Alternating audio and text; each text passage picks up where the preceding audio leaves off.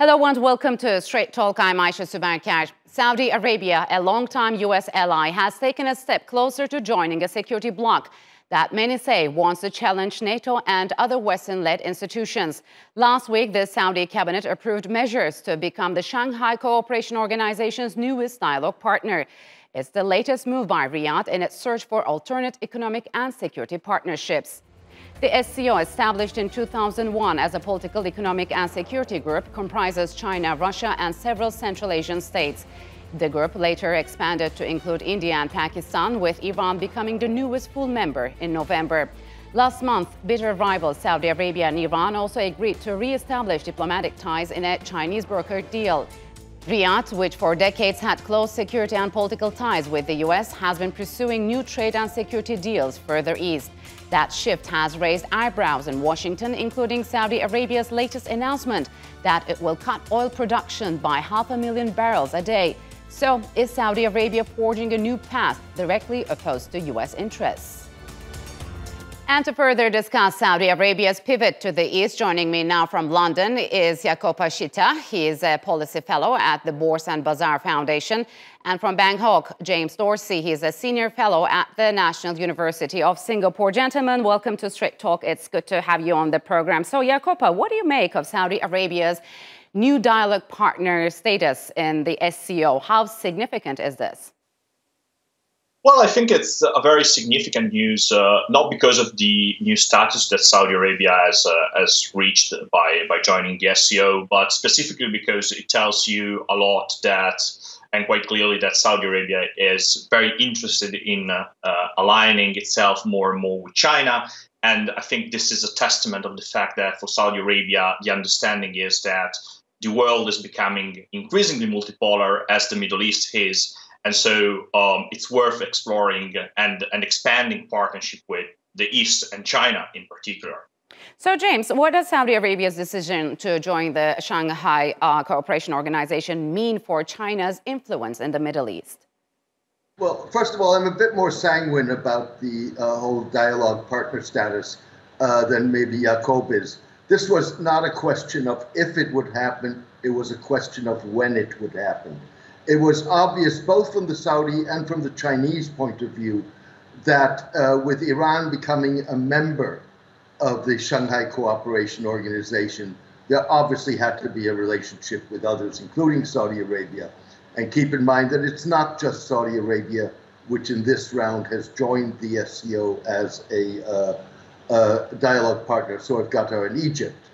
Now, the other reason this is getting a great deal of attention is because it comes so short on the foot of the Chinese mediation of Saudi-Iranian relations, and therefore it had to take. But what I think we're seeing is something much more broader, which is the move away from a unipolar world, and I would argue not for very long to a bipolar world, meaning the United States and China, but ultimately to a tripolar world, which is the United States, China, and India.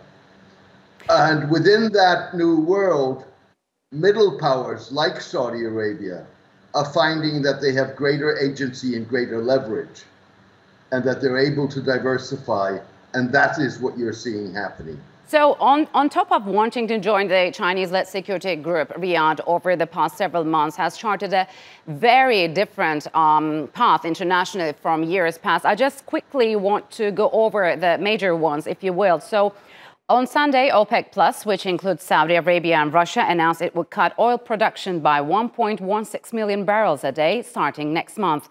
That's on top of the 2 million barrels a day the group cut back in October, defying U.S. requests for a boost. Earlier this month, Saudi Arabia and Iran normalized relations under a Chinese-brokered deal that largely sidestepped Washington. And Reuters reported that Saudi Arabia and Syria, after more than a decade, are set to re-establish diplomatic ties, something the U.S. will definitely not be pleased about. So, Jacopo, my question is, has Saudi Arabia shown that it's now pursuing a foreign policy that is largely independent of the U.S.? Yeah, absolutely. I think what James was saying before is totally correct. Saudi Arabia is seeing the opportunity of a world that is becoming increasingly multipolar, tripolar, whatever you will call it, and is playing his cards in this world, which means, pursuing an independent foreign policy, ultimately directed to, promote its own interest. I don't think, for example, the latest cut in oil production is targeted to the United States. It's just, Saudi Arabia pursuing its own interest, its own economic ambitions, its own goals. And, this emerging multipolar world is somehow fostering these opportunities and makes Saudi Arabia more and more confident that they can do whatever they want, basically. So can we say that U.S. is pursuing its own foreign policy at the expense of the U.S.? Well, I think, there are still a lot of overlaps of interest between Saudi Arabia and the U.S. It's not that Saudi Arabia is departing from the U.S. completely, especially on the security realm. The relationship is still quite close and very important. But again, I think Saudi Arabia is simply, doing its own interest and exploring other options. So, James, as we've just mentioned, for decades, there was this understanding that the U.S. would provide security guarantees to the kingdom in exchange for the reliable delivery of oil to global markets. So has Saudi Arabia looked past that arrangement, and is the U.S. accepting it? I think if you look at the three instances that you mentioned, you actually get a much more layered picture. The one which is clear is the oil price issue. Western countries have an interest in lower oil prices. Saudi Arabia, Russia, other countries have an interest in higher oil prices. And they're clearly choosing for their own interest versus the interests of others. And I think that's part of what I meant when I was saying that middle powers have greater leverage and greater agency. When it comes to China negotiating the agreement with Iran and Saudi Arabia, I don't know that the United States has such a problem with it. It knows that it was not able to negotiate that agreement because it has no relations with Iran. And improved relations between Saudi Arabia and Iran mean that you have reduced tension in the Middle East, which is a U.S. interest. And by the same token, on the issue of Syria, I think that the United States is double-minded.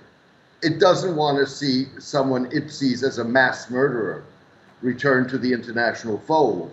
But if you can wean Syria off Iran, something which is incredibly important, for example, to Israel, that's a strategic advantage that the Americans will certainly recognize. So, Jacob, some argue that the SCO is politically too divided to be a real challenge to the United States and US-led groups, let's say. Is this really the case? And shouldn't really Washington be concerned about these new formations taking place in the East? Well, I think, I largely agree with the fact that the SCO is not a new China-led NATO, for example. It's nothing like that. And again, it's true that it's too divided inside, and also the system that they use to deliberate decision within makes it not a particularly effective organization. But the point is, we are watching a long game, not a short-term match. It's clear that China is promoting its own worldview, and the SCO is part of that. And seeing more and more countries that were U.S. partners flirting with the organization and getting membership status within the organization is certainly a development the United States should look carefully and care about quite a lot, but not in the short term, in the long term, because the game is in a game that the Chinese starting playing now or 10 years ago, 20 years ago, and they plan to play until 2050 to 2100, So, James, over the past year, also the U.S. has been shoring up its alliances in Indo-Pacific with groups like AUKUS and Quad to confront China. During the same time, we have seen China shoring up its allies with U.S.'s traditional allies in the Middle East. How is the balance of power in the two regions shifting? Well, I think we have to wait and see. I think that Jacobo is absolutely right that this is a long game. But we have no idea how this long game is going to play out. So what happens a decade from now to the SCO when India is a power on par with the United States and China? Is that still a viable organization? I have no idea. I don't think anybody has an idea. So this is really something that is playing out. And therefore, what is the balance of power going to be? I think what you're seeing is indeed the formation of all kinds of, call them minilaterals or regional multilaterals or whatever you want, whether that's the Shanghai Co-operation Organization or AUKUS with the United States, United Kingdom and Japan, other such formations.